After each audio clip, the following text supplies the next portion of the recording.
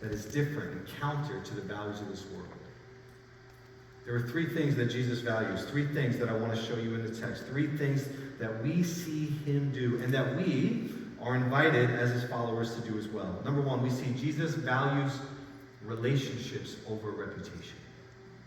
He values relationships over reputation. Second thing, Jesus elevates presence over performance.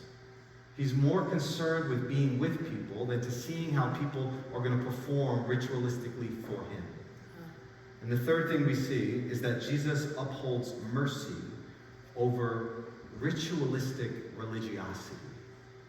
Now, I know that last one's a mouthful, right? But the value is Jesus is upholding mercy as a higher value than like rigid rule keeping and those who are just following the rituals and the religious customs of the day. So I want to look at each of these as we move through the text. First of all, Jesus values relationships over reputation. The text opens in Mark chapter 2, verse 13. Once again, Jesus went out beside the lake. This is the Sea of Galilee. A large crowd came to him. This is not to be unexpected. Crowds are following Jesus at this time. And he began to teach them.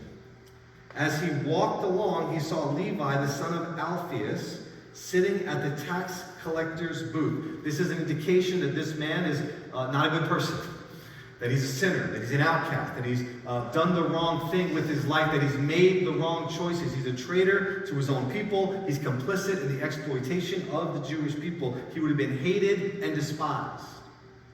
And yet Jesus calls out to him, "Follow me."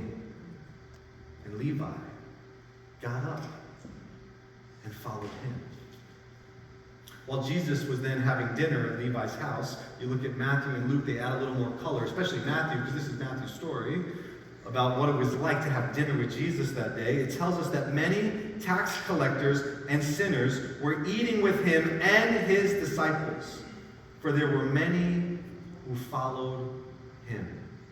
Again, this would have been scandalous in Jesus' day. You sat with people of good reputation because it raised your stock in the company of others. But Jesus is sitting across the table extending hospitality, acceptance, belonging to those who were most hated and most despised. So verse 16, when the teachers of the law, who were Pharisees, saw him eating with sinners and tax collectors, they asked his disciples.